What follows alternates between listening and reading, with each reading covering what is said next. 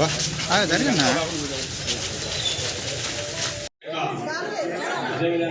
Rural development శాఖ మంత్రులు శ్రీమతి ధనసరి అలసూర్య సీతక్క గారు వచ్చారు. వారికి ఈరోజు జరుగుతున్నటువంటి ఎన్నికలు ఈ దేశంలో భవిష్యత్తు కోసం దేశ భవిష్యత్తు కోసం జరుగుతున్నటువంటి ఎన్నికలు తరతరాలుగా అణచబడ్డటువంటి వర్గాలకు ఆత్మ గౌరవాన్ని ఇచ్చేటువంటి రాజ్యాంగం ఉండాలా మార్చాలా అనేటువంటి చర్చ జరుగుతున్న తరుణంలో జరుగుతున్నటువంటి ఎన్నికలు భారతదేశానికి ఒక ఆత్మ గౌరవాన్ని భారతదేశ ఆత్మ గౌరవ పతాకగా నిలిచినటువంటి భారత రాజ్యాంగాన్ని మార్చాలన్నటువంటి కుట్రలను ఛేదించే విధంగా మరి కాంగ్రెస్ పార్టీ పోరాడుతుంటే మనుధర్మ శాస్త్రాన్ని యుగాల నాడు మహిళలను అట్టడుగు వర్గాలను మానవులను అందరినీ అంచివేసి ఒకే ఒక వర్గం మాత్రమే బాగుండాలనేటువంటి సిద్ధాంతాన్ని తీసుకొచ్చినటువంటి మనుధర్మ శాస్త్రాన్ని మళ్ళీ ముందుకు తీసుకురానటువంటి కుట్రతో జరుగుతున్నటువంటి ఎన్నికలు. మోడీ గారు కాంగ్రెస్ పార్టీ దేశానికి 70 సాల్ మే క్యా కియా అని మాట్లాడుతున్నాడు. అయ్యా నేను ఛాయ రైల్వే స్టేషన్ లో అమ్ముకొని బతికినా అని చెప్పుకునే ప్లాట్ఫామ్ రైల్వేలు తీసుకొచ్చింది కాంగ్రెస్ ప్రభుత్వం. ఇవాళ మీరు ఒక ఛాయవాలగా ఉండి ఈ దేశానికి ప్రధానమంత్రి అయ్యే విధంగా ప్రజాస్వామ్యం పడరవిల్లింది, అవకాశం ఇచ్చింది అంటే అది కాంగ్రెస్ పార్టీ రూపొందించినటువంటి గొప్ప ప్రజాస్వామ్యం.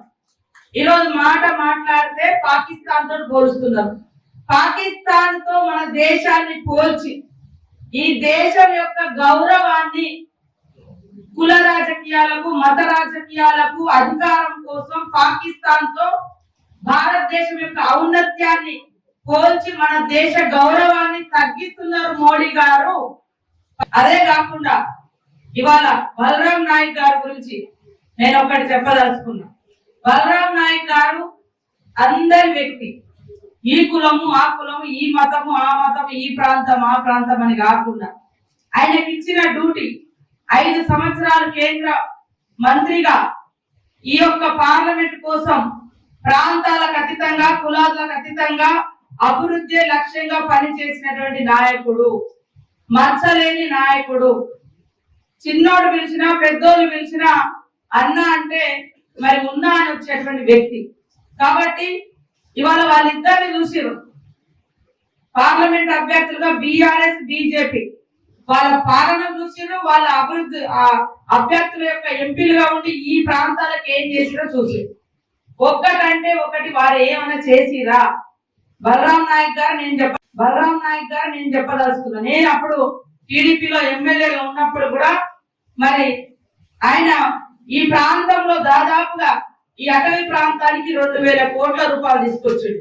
మేజర్ రోడ్లు వచ్చినాయి, మేజర్ బ్రిడ్జిలు వచ్చినాయి, మేజర్ అంగన్వాడీ సెంటర్లు వచ్చినాయి, పెద్ద ఎత్తున మోడల్ స్కూల్ వచ్చినాయి, ఏకలవ్య వచ్చినాయి. అదే విధంగా కాంగ్రెస్ ప్రభుత్వం తెచ్చినటువంటి 100 రోజుల పని, అటవీ హక్కుల చట్టం, సమాచార హక్కు చట్టం, ఆహార భద్రతా చట్టం, విద్యా హక్కు చట్టం, ఇట్లాంటి ఎన్నో గొప్ప కాంగ్రెస్ ప్రభుత్వము మరి కేంద్ర మంత్రిగా బలరాం నాయక్ గారు ఉన్నప్పుడు ఈ దేశానికి ఈ రాష్ట్రానికి మన మహబూబాబాద్ ప్రాంతానికి వచ్చినాయి. మరి ఇప్పుడున్నటువంటి ఎంపీలను అడగండి వారు ఏం తీసుకొచ్చారు, ఏం చట్టాలు తీసుకొచ్చిర్రు. అదే విధంగా మణిపూర్ హాస్పిటల్ గాని, భద్రాచలం హాస్పిటల్ గాని, మా ములుగేరి హాస్పిటల్ గాని, ఏటు నాగరం ఏరియా హాస్పిటల్స్ గాని, హాస్పిటల్స్ కూడా ఆ రోజు కాంగ్రెస్ ప్రభుత్వము మరి బలరాం నాయక్ గారు కూడా ఉన్నప్పుడే వచ్చినాయి. వాళ్ళ లెక్క వేరే రకాలుగా పాప రాదు. బోలా శంకరుడు ఉన్నట్టు మాట్లాడతారు. ఆయన దగ్గర ఉన్నటువంటిది అది.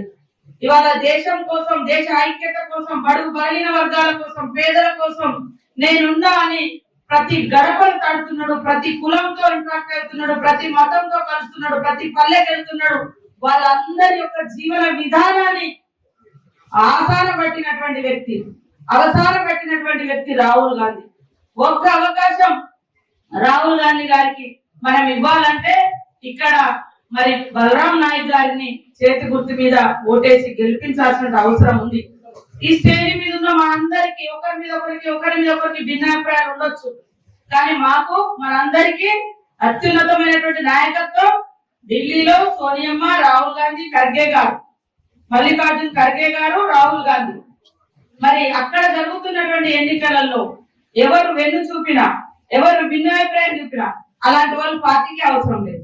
ఎందుకంటే నా ఎన్నికలప్పుడు సరే నాకు టికెట్ రాలేదు, నీకు టికెట్ రాలేదని అటు ఇటు ఉండొచ్చు, లేదా రేపు జెడ్పీటీసీ ఎన్నికలప్పుడు అటు ఇటు భిన్నాభిప్రాయాలు ఉండొచ్చు, సర్పంచ్లప్పుడు ఉండొచ్చు. కానీ అందరికీ అత్యున్నతమైన నాయకుడు, త్యాగాల కుటుంబం, 34 సంవత్సరాల నుంచి ఆ కుటుంబం 3 సార్లు ఈ దేశంలో కాంగ్రెస్ పార్టీని అధికారంలోకి తీసుకొచ్చినప్పటికీ ఒక్క పదవి కూడా అత్యున్నత పదవిలో లేరు. అది వాళ్ళ త్యాగం. ఇవాళ దేశం బాగుండాలని, అందరికి ఇల్లు ఉండాలని, పేదలందరికీ కోట్లాది మందికి ఇల్లు కట్టించారు. అందరికి తిండి ఉండాలని 81 కోట్ల మందికి రేషన్ కార్డు ఇచ్చారు. ఈ బీజేపీ ప్రభుత్వంలో, బీఆర్ఎస్ ప్రభుత్వంలో కనీసం రేషన్ కార్డు కూడా గతిలేవు. అదే విధంగా అడవిలో బతికే బిడ్డలకు ఇన్నేళ్ల నుంచి అడవులలో ఉంటున్నారని అటవీ హక్కుల చట్టం తీసుకొచ్చారు. పేదోళ్ళందరూ భూములు లేక ఇబ్బంది పడుతున్నారని భూములు వంచిన 7 విడతలుగా కాంగ్రెస్ ప్రభుత్వంలో మరి అసైన్ భూములు వంచిన చరిత్ర కాంగ్రెస్ ది. ఇవాళ దేవుడి గురించి మాట్లాడతారు. దేవుడికి భక్తునికి అనుసంధానం ఏంది? అగరబత్తి. అగరబత్తి మీద కూడా 5% జిఎస్టీ వసూలు చేస్తున్నారు. సింగరేణి వచ్చింది. ఇవాళ సింగరేణిని ప్రైవేట్ పరం చేయాలి, ఆదాని అంబాలకు ఇవ్వాలి. విద్యుత్తును ప్రైవేట్ పరం చేయాలి, ఆదానికి ఇచ్చేయాలి. బిఎస్ఎన్ఎల్ ప్రైవేట్ పరం చేయాలి. జియోను, రిలయన్స్ నడపాలి. కానీ బిఎస్ఎన్ఎల్ సిగ్నల్ లేదు. నేను కూడా పొద్దున్న నుంచి తానాడుతున్నాను. అది బిఎస్ఎన్ఎల్ సిగ్నల్ ఉండలేదు. ప్రభుత్వ రంగం ఎల్ఐసీలు మూసివేత, విద్యాలయాలు అన్నింటినీ. కాబట్టి ఇవాళ యువత ఆలోచించాలి చైతన్యవంతంగా. ఇవాళ కాంగ్రెస్ ప్రభుత్వం ఒక శ్రీరామ్ సాగర్ కట్టింది, ఒక బాక్రా నగర్ ఉంటది, ఒక నాగార్జున సాగర్ ఉంటది, ఒక మరి కడెం ఉంటది, ఒక కాళేశ్వరం ఉంటది, ఒక శ్రీశైలం ఉంటది, ఇవన్నీ ఉంటది. ఇవాళ 70 సంవత్సరాలు అయినా కూడా మరి కూలిపోకుండా నిలబడ్డది. ఇవాళ కాళేశ్వరం మొన్న కడితే 3 ఏళ్ల మునిగిపోయినటువంటి పరిస్థితి. బీజేపీ హయాంలో ఒక్కదానికి జాతీయ హోదా లేదు, ఒక ప్రాజెక్టు రూపాయి లేదు. ఒక్కరికన్నా, నేను ఇక్కడటువంటి వాళ్ళందరికీ మీ ఊర్లలో చర్చించండి, ఒక్కరికన్నా ఇల్లు ఇచ్చిండ్రా కేంద్ర ప్రభుత్వం? ఒక్కరికన్నా ఉద్యోగాలు ఇచ్చిర్రా? ధరలు తగ్గించిర్రా? మరి ఏమి ఇచ్చిర్రు మన ప్రభుత్వము, ఈ యొక్క బీజేపీ ప్రభుత్వం 10 ఏళ్లలో? కాబట్టి ఒక్క అవకాశం రాహుల్ గాంధీ గారికి, త్యాగాల కుటుంబానికి 34 సంవత్సరాల తర్వాత ప్రధానమంత్రి అయ్యే అవకాశం రావాలంటే ఇక్కడ బలరాం అన్న గారిని అత్యధిక మెజార్టీ తోటి గెలిపించడం కోసం ప్రతి నాయకుడు, ప్రతి కార్యకర్త కష్టపడాల్సిన అవసరం ఉంది. కాంగ్రెస్ ప్రభుత్వం అధికారం ఉంది రాష్ట్రంలో, ఇచ్చిన మాట ప్రకారం ప్రతిదీ కూడా అధికారంలోకి వచ్చిన వెంటనే స్టార్ట్ చేసినాం. 7 లక్షల కోట్ల అప్పు ఉంది, 40,000 కోట్ల రూపాయల కాంట్రాక్టులు చేసినటువంటి వాళ్ళ యొక్క డ్యూస్ ఉన్నాయి, బిల్లులు పెండింగ్ ఉన్నాయి. అనేక సంస్థలు, అనేక రంగాలలో, అనేక డిపార్ట్మెంట్స్ యొక్క జీతాలు నెలల తరబడి పెండింగ్ ఉన్నాయి. ఇవన్నింటిని కూడా ఒక్కొక్కటి క్లియర్ చేసుకుంటూ పని చేయడమే లక్ష్యంగా, అభివృద్ధి లక్ష్యంగా కాంగ్రెస్ పనిచేస్తా ఉంది. కాబట్టి మరి పత్రికా మీడియా సోదరులు, మా కార్యకర్తలు, ప్రజలు అందరూ కూడా సహకరించి ఒక్క అవకాశం రాహుల్ గాంధీ గారికి ప్రధానమంత్రి అయ్యే అవకాశం ఇవ్వండి. ఇక్కడ నిలబడ్డది రాహుల్ గాంధీ గారు అనుకొని, ప్రతి ఎంపీ పార్లమెంటు అభ్యర్థి రాహుల్ గాంధీ అనుకొని కాంగ్రెస్ నాయకులు, కార్యకర్తలు కష్టపడి పనిచేయాలని కోరుకుంటూ నాకు ఈ అవకాశం కల్పించినటువంటి పినపాక ఎమ్మెల్యే గారికి, పెద్దలందరికీ పేరు పేరున హృదయపూర్వక నమస్కారాలు, ధన్యవాదాలు తెలియజేస్తూ నమస్తే.